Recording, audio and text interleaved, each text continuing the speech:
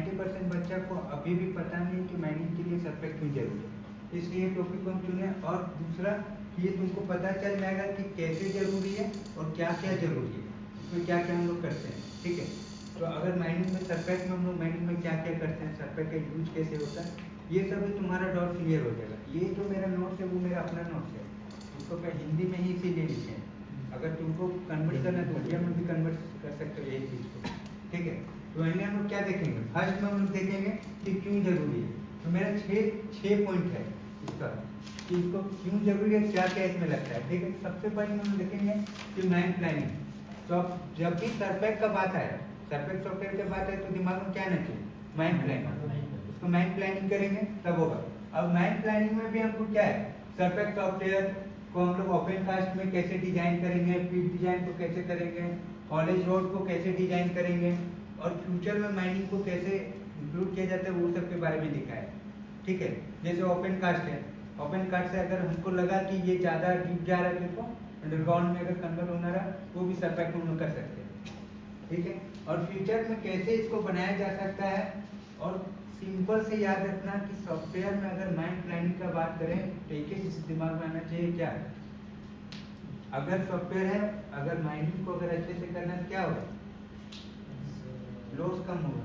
Simple से क्या होना चाहिए, लॉस मेरे कम होगा। तो इसको हम लोग सिंपल में क्या बताया था, यहाँ पर नहीं है क्या, बिना प्लानिंग का जो माइनिंग है ना, बिना प्लानिंग का जो माइनिंग है हमेशा क्या लॉस हो जाता है। पहले क्या सरफेक्ट आने से सरफेक्ट क्यों लाया गया, तो वो लॉस कम है इसीलिए मेरा। ठीक है, अब क्या है मेरा दूसरा, मेरा क्या था, जियोलॉजिकल मॉडलिंग। जियोलॉजिकल मॉडलिंग बहुत जरूरी है और सबसे ज़्यादा भी बोला जाता है। सबसे पहला सरफेक्ट का मेरा पहला पार्ट भी बोला जाता है जियोलॉजिकल मॉडलिंग। ठीक है, जियोलॉजिकल मॉडलिंग में क्या है कि सरफेक्ट बोर होल हम लोग डेटा इसको यूज कर सकते हैं, बॉडी को 3D मॉडल में बना सकते हैं। उसके बाद और को हम लोग क्या करेंगे, अलग अलग आइडेंटिफाई कर सकते हैं उसको। ठीक है, आप कैसे कर सकते हो, जियोलॉजिकल डाटाबेस के बारे में वो बता दिया कि तुम बोर होल कर सकते हो, 3D मॉडल कर सकते हो, मगर तुम्हारा इसमें जियोलॉजिकल डाटाबेस है क्या, जो माइंस डाटा को, जिस चीज़ को सर्वे हो गया या ऐसे हो गया या कॉलर हो गया या फिर मेरा क्या है जियोलॉजिकल हो गया, उसको या ड्रिल होल जो रहता है वो ड्रिल होल आईडी, उसको लेके अगर हम सरफेक्ट में इंक्लूड करके उसको क्या बनाएंगे, एक जियोलॉजिकल डाटाबेस बनाएंगे, जियोलॉजिकल मॉडलिंग बनाएंगे, उसके बारे में बताएं कि हम लोग कैसे कैसे कर सकते हैं और अलग अलग आइडेंटिफाई कर सकते हैं उसको। ठीक है, कैसे आइडेंटिफाई करेंगे, हमको और बॉडी का अलग रहेगा, पहले उसी DDB से हम लोग क्या करेंगे जियोलॉजिकल, अभी तुम लोग को बताया था DD के बारे में कि हम लोग जियोलॉजिकल डाटाबेस जब बनाएंगे तो हम लोग क्या करेंगे, उसी ड्रिल होल डाटाबेस से हम लोग फीड डिजाइन भी बना सकते हैं, उसी से हम लोग और बॉडी का भी मॉडल बना सकते हैं, उसी से हम लोग ब्लॉक मॉडल बना सकते हैं, उसी को प्लॉटिंग कर सकते हैं। मेन मेरा वो डाटा को DDB कन्वर्ट करने के बाद जितना भी सरफेक्ट में यूज करके जो चीज़ बनाना है हम लोग बना सकते हैं।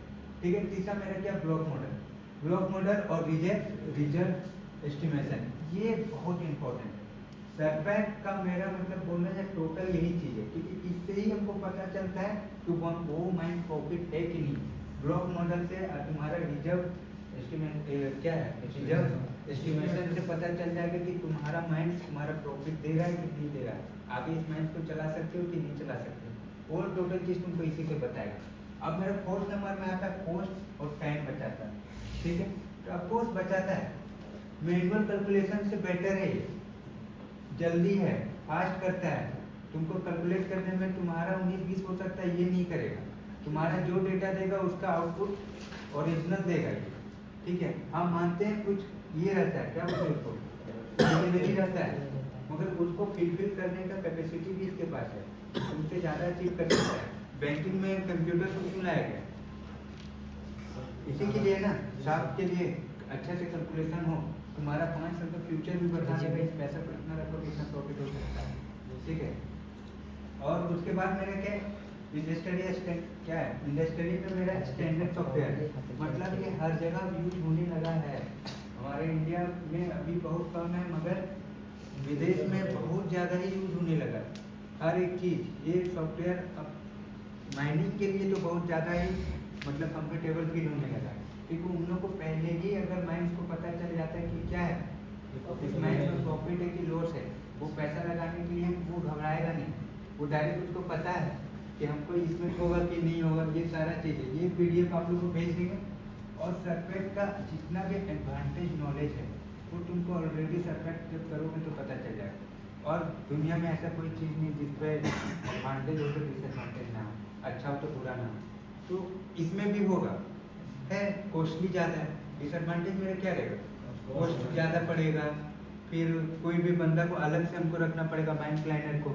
माइनिंग सरदार इसको नहीं कर पाएगा, ठीक है। इसको ग्रेजुएट ही स्टूडेंट कर पाएगा या फिर जो इसको सिखा रहेगा वही कर पाएगा, ठीक है। जो 10% वही कर पाएगा, बाकी TOT जिसको हम लोग बोलते हैं, ठीक है, तो वही सब भी कर पाएगा। तो उसके लिए क्या अलग से बंदे रखने पड़ेंगे, वो कॉस्ट झेलेगा। फिर तुम्हारा सॉफ्टवेयर टेस्ट झेलेगा, हर साल इसका हो सकता है रिन्यूएबल होगा, वो कॉस्ट झेलेगा। तो वो सब हो सकता है, मगर ये परफेक्ट देगा। इसको पता चल जाता है कि कहाँ पे माइनिंग करना है, कहाँ पे नहीं करना है।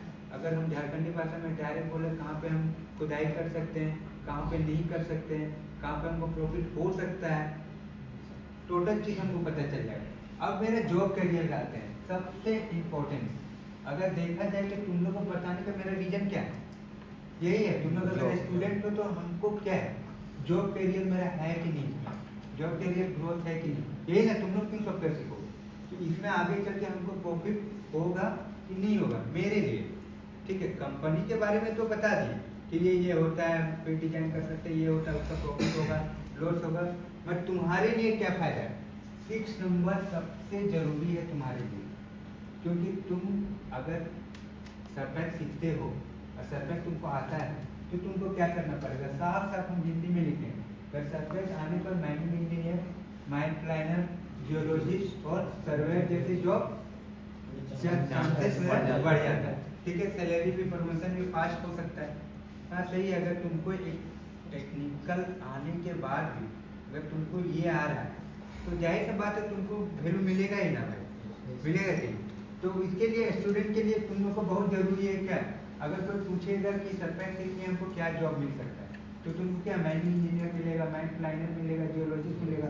अभी तुम्हारे सीनियर जो भैया सब हैं वो तो आराम से भर सकते हैं ना। अभी क्या निकाला है, आगामी निकाला है ना माइंड प्लानर के, भर सकते हो। अगर तुम्हारे पास सर्फेक्ट आता है तो तुम आराम से भर सकते हो, बोल सकते हो। अब रही बात सर्टिफिकेट का, तो 3rd ईयर तुम जाओगे सर्टिफिकेट मिल जाएगा, सर्टिफिकेट मिल जाएगा, उसके बाद तुम आराम से कर सकते हो ना, उसको आराम से भर सकते हो। जो क्वेश्चन पूछेगा वो बता भी सकते हो। और हम तुम लोग बार बार बताएंगे कि प्रैक्टिकल तो है ही है, मगर उससे पहले तुम्हारा जो थ्योरी है अपने जुबान पर कहानी जैसा होना चाहिए, तब ना बता पाओगे। सर्फेक्ट अगर क्वेश्चन पूछेगा माइनिंग में सर्फेक्ट क्या क्या कर सकता है तुम बता सकते हो, पीट डिजाइन क्या बता सकते हो, ब्लॉक मॉडल क्या बता सकते हो। तो उसको तुम ध्यान से पढ़ोगे, समझोगे, तो ऑटोमेटिकली ये तुम्हारे माइंड में आ जाएगा, ठीक है। अब आधे बच्चों को तो समझ में आ गया उनके जॉब करियर में मेरा क्या क्या कर सकते हैं, ठीक है, कैसे कर सकते हैं, ठीक है। किसी में इसी को डाउट है। और नॉर्मली इसका शॉर्ट डिफिनेशन देखो तो देखो, सर्फेक्ट एक नॉन सॉफ्टवेयर है जो जियोलॉजिकल मॉडलिंग, माइंड प्लानिंग और रिजर्व एस्टिमेशन के लिए यूज होता है, ठीक है। सिंपल हम इसमें इसका जितना भी तुम्हारा ये है PDF पूरा तुम्हारे लैंग्वेज में लिखें। अगर जो बंदा हिंदी जानता है उसको उड़िया में कन्वर्ट कर सकता है। ये ऐसा नहीं कि इंग्लिश में है तुमको कन्वर्ट करने में दिक्कत होगा, ठीक है। ये पूरा लैंग्वेज में कि क्या क्या कर सकते हैं। हम चाहते हैं यार डिफिनेशन इंग्लिश में लिख सकते हैं, बट हम चाहते हैं कि तुम अपना लैंग्वेज में सीखो, या जिस लैंग्वेज में तुम इंटरव्यू दो।